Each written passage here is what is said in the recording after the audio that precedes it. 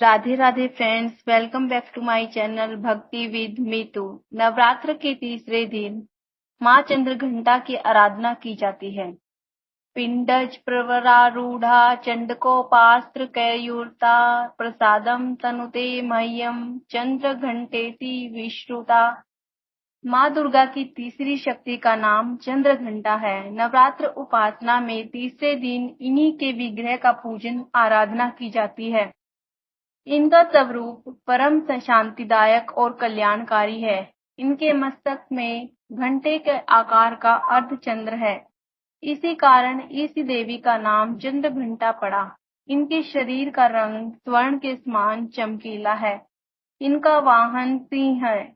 हमें चाहिए कि हम मन, वचन, कर्म एवं शरीर से शुद्ध होकर विधि विधान के अनुसार माँ चंद्रघंटा की शरण लेकर उनकी उपासना आराधना में तत्पर हों।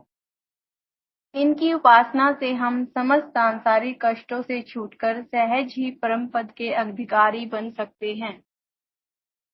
तीसरा अध्याय, महिषासुर का वध।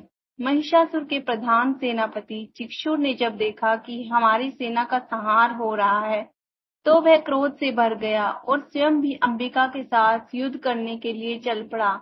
उसने युद्ध के मैदान में जाकर देवी पर बाणों की ऐसी वर्षा की जैसे बादल मेरु पहाड़ के शिखर पर पानी की धारा बरसा रहे हैं। इस पर देवी ने अपने बाणों से चिक्षुर के बाणों को काटकर उसके सारथी एवं घोड़ों को मार डाला। उसके बाद देवी ने चिक्षुर के ध्वज धनुष को भी काट दिया। चिक्षुर के धनुष के कट जाने पर देवी ने उसके अंगों को भी अपने बाणों से बीन दिया। धनुष, रथ, घोड़ा और सारथी के नष्ट हो जाने पर चिक्षुर अपने हाथ में ढाल एवं तलवार लेकर भगवती देवी का वध करने के लिए आगे बढ़ा।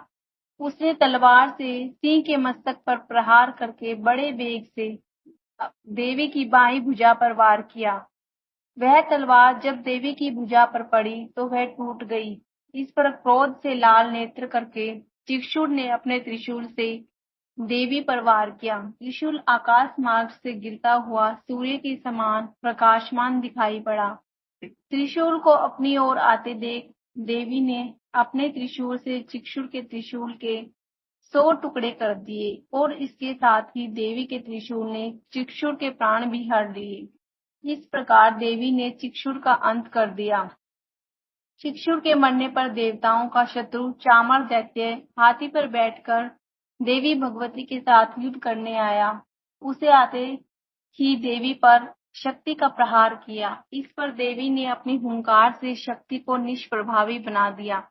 शक्ति को निष्प्रभावी होते देखकर चामर ने अत्यंत क्रोधित होकर अपना त्रिशूल देवी भगवती पर फेंका। देवी ने उस त्रिशूल के अपने बाण से टुकड़े टुकड़े कर डाले। इसके बाद देवी का वाहन सिंह उछलकर हाथी पर बैठ गया और चामर से मल्ल युद्ध करने लगा। सिंह ने चामर को हाथी पर से नीचे जमीन पर गिरा दिया।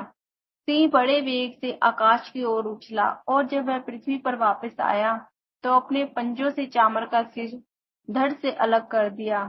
क्रोधित देवी ने शिला और वृक्ष आदि की चोटों से उद्रग नामक राक्षस को मार डाला। उसके बाद कराल नामक राक्षस को अपने दांतों, मुक्कों और थप्पड़ों से मार डाला। अब देवी ने गदा के प्रहार से उद्दत नामक दैत्य को भी मार डाला। इसके बाद वाशपाल नामक राक्षस का भिंदीपाल से अंत कर दिया। बाणों से ताम्र और अंधक नामक राक्षसों को मौत के घाट उतार दिया। त्रिनेत्रों वाली देवी दुर्गा ने उग्रास्य, उग्रवीर्य, मां हनु नाम के राक्षसों को त्रिशूल से मार गिराया। तलवार से बिडाल नामक राक्षस का सिर धड़ से अलग कर दिया। दुर्धर और दुर्मुख राक्षसों को अपने बाणों द्वारा यमलोक पहुंचा दिया। जब इस प्रकार महिषासुर ने देखा कि देवी ने मेरी सेना को यमलोक पहुंचा दिया है, तो वह भैंसे का रूप धारण कर देवी के गणों को दुख पहुंचाने लगा। कुछ गणों को मुंह के प्रहार से, कुछ गणों को खुरों से, कुछ गणों को पूंछ घुमाकर तथा कुछ गणों को सिंहों के प्रहार से चोट पहुंचाने लगा। किसी को तेज दौड़ाकर, किसी को गर्जना करके, किसी को भ्रमण श्वास की वायु से पृथ्वी पर पटकने लगा। इसके बाद वह देवी के वाहन सिंह को मारने को दौड़ा, तो देवी को उस पर क्रोध आ गया। इस पर भैंस बना महिषासुर क्रोधित होकर अपने खुरों से धरती को खोदने लगा तथा ऊंचे पहाड़ों से सींगों से पत्थर फेंकने लगा और गरजने लगा। महिषासुर के वेग के कारण पृथ्वी हिलने लगी। पूंछ की फटकार से समुद्र का जल उछल उछलकर चारों ओर पृथ्वी पर फैलने लगा। सींगों के आघात से मेघ खंड खंड हो गए और उसकी सांस से वायु उड़ते हुए सैकड़ों पर्वत आकाश से पृथ्वी पर गिरने लगे। इस प्रकार देवी ने पाश फेंककर दैत्य को बांध दिया। दैत्य ने बंध जाने पर भैंसे का रूप त्याग दिया। अब महिषासुर ने सिंह का रूप धारण कर लिया और जैसे ही देवी उसका सिर काटने को हुई तो दैत्य ने आदमी का रूप बना लिया जो हाथ में तलवार लिए था। देवी ने फौरन अपने बाणों से उस मायावी राक्षस को उसी तलवार ढाल सहित बींध डाला। अब वह हाथी बन गया। अपनी सूंड से देवी के वाहन सिंह को खींचने लगा। इस पर देवी ने अपनी तलवार से उसकी सूंड काट डाली। अब महिषासुर ने एक बार फिर भैंसे का रूप धारण कर लिया। पहले की तरह वह चर अचर जीवों सहित समस्त त्रिलोकी को व्याकुल करने लगा।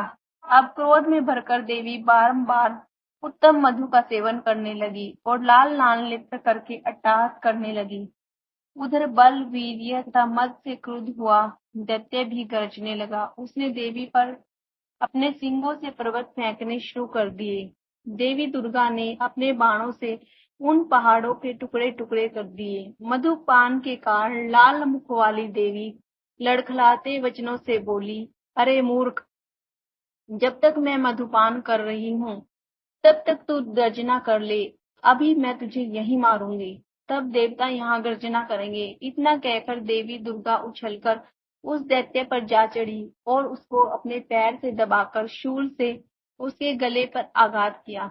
देवी से के पैर से दबने पर दैत्य अपने दूसरे रूप से अपने मुख से बाहर होने लगा। अभी वह आधा ही निकला था कि देवी ने अपने प्रभाव से उसे रोक दिया। अब वह आधा निकला हुआ ही राक्षस देवी से युद्ध करने लगा तो देवी ने तलवार से उसका सिर काट दिया। इस प्रकार राक्षस महिषासुर का अंत हो गया। महिषासुर के मारे जाने पर दैत्य सेना हाहाकार करने लगी।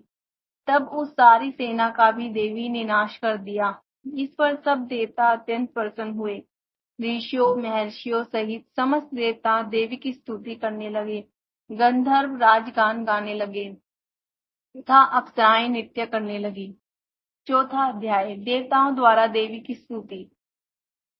ओम ऋषि बोले, देवी ने जब पराक्रमी दुरात्मा महिषासुर का वध कर दिया और राक्षसों की सेना को मार दिया तो इंद्रादि समस्त देवता अपना सिर और शरीर झुकाकर भगवती दुर्गा की स्तुति करने लगे। जिस देवी ने अपनी शक्ति से यह जगत व्याप्त कर रखा है और जो समस्त देवताओं तथा महर्षियों की पूजनीय है, उस अंबिका को हम भक्ति पूर्वक वंदना करते हैं। वह हम सबका कल्याण करे। जिस अतुल बल और प्रभाव का वर्णन भगवान विष्णु, भगवान शंकर और ब्रह्मा जी भी नहीं कर सके, वही चंडिका देवी इस संपूर्ण संसार का पालन करे और अशुभ भय का विनाश करे। पुण्यात्माओं के घरों में आप स्वयं लक्ष्मी का रूप हो और पापियों के घरों में तुम अलक्ष्मी रूप हो। सतकुल में जन्म लेने वालों के लिए तुम लज्जा रूप होकर उनके घरों में निवास करती हो। हम उस भगवती दुर्गा को नमस्कार करते हैं। हे देवी, इस संसार का पालन करें।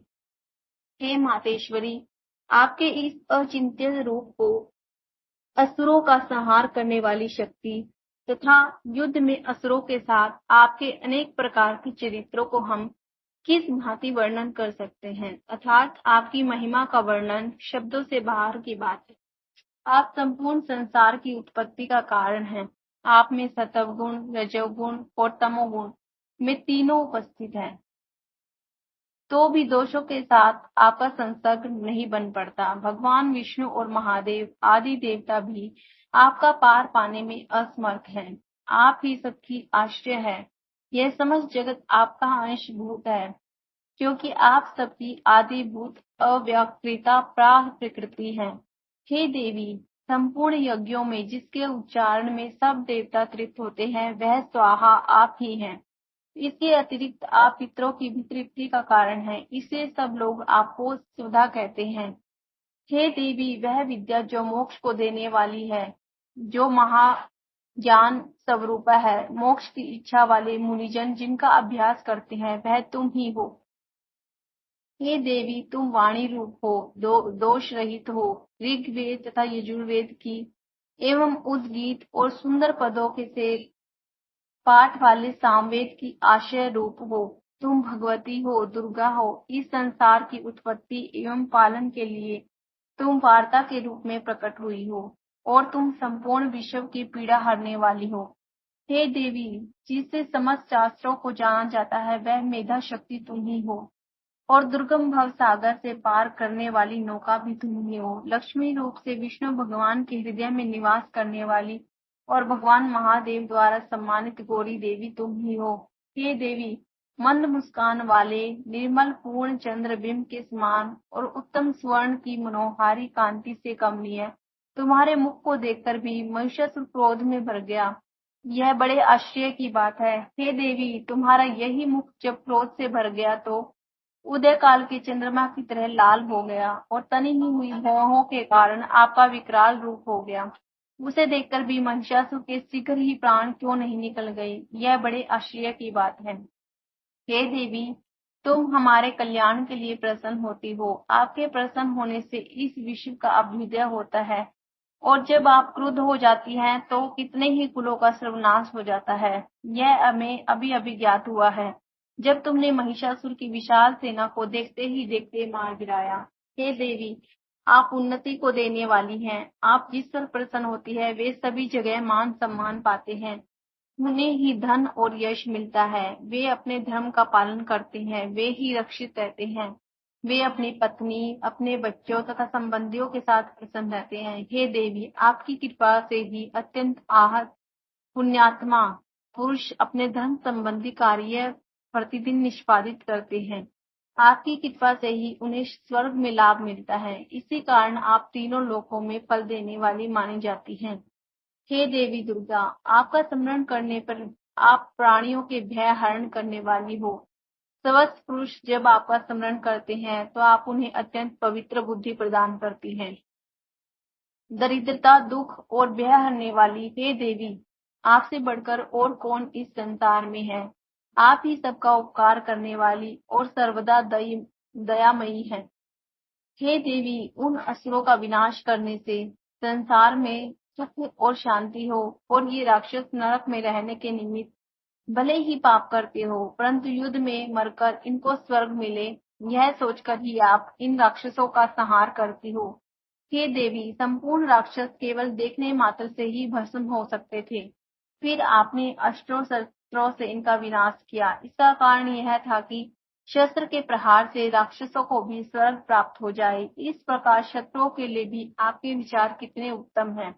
हे देवी, आपकी तलवार की उग्र प्रभा, पुंज और त्रिशूल की चमक से उन राक्षसों की आंखें फूट जानी चाहिए थी, परंतु इसका भी एक प्रमुख कारण यह है कि चंद्रमा की किरण के सदृश आपका शीतल मुख उन्होंने देख लिया था। हे देवी, आपका शील स्वभाव दुराचारियों के दुष्ट स्वभाव को निवृत्त करने वाला है।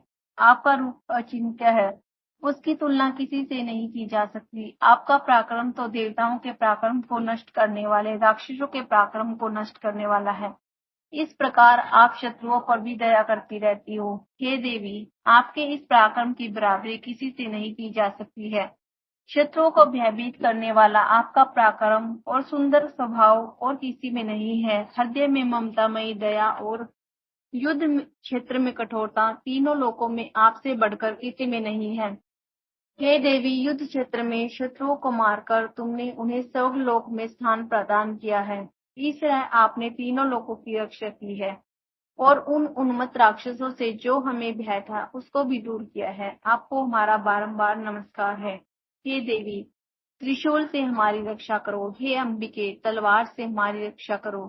घंटे की ध्वनि और धनुष की टंकार से हमारी रक्षा करो। हे दुर्गा देवी, चारों दिशाओं उत्तर, दक्षिण, पूरब और पश्चिम में अपने त्रिशूल को घुमाकर हमारी रक्षा करो। हे माता, तीनों लोकों में आपके सौम्य रूप हैं तथा असौम्य रूप है, उनसे हमारी रक्षा करो। एवं इस पृथ्वी की भी रक्षा करो। हे अंबिके, आपके हाथों में जो खड्ग, शूल, गदा और शस्त्र शोभायमान है, उनके द्वारा हमारी रक्षा करो। ऋषि बोले, इस प्रकार सब देवताओं ने जगत माता भगवती की स्तुति की और नंदन वन के पुष्पों तथा गंध अनुलेपनों के द्वारा उनका पूजन किया।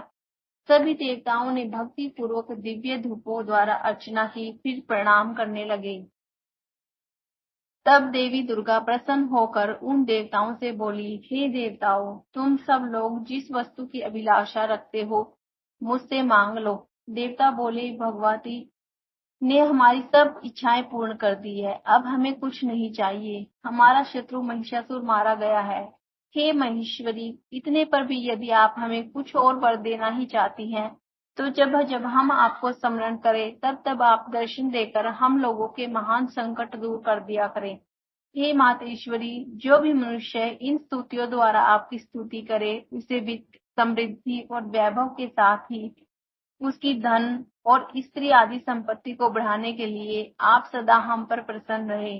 ऋषि बोले, हे राजन, देवताओं ने जब संसार के लिए तथा अपने लिए इस भांति प्रश्न किया, तो देवी तथास्तु कहकर अंतर्ध्यान हो गई। हे राजा, जिस प्रकार तीनों लोकों का हित चाहने वाली वह भगवती देवी देवताओं के शरीर से उत्पन्न हुई थी, वह सारा वृतांत मैंने तुमसे कह दिया। इसके पश्चात दुष्ट असुरों तथा शुंभ निशुंभ का वध करने के लिए तथा संसार की रक्षा के लिए और देवताओं की रक्षा के लिए देवी उत्पन्न हुई। वह सब मैं कथा तुमसे कहता हूँ, इसलिए तुम ध्यान से सुनो। जय माता दी।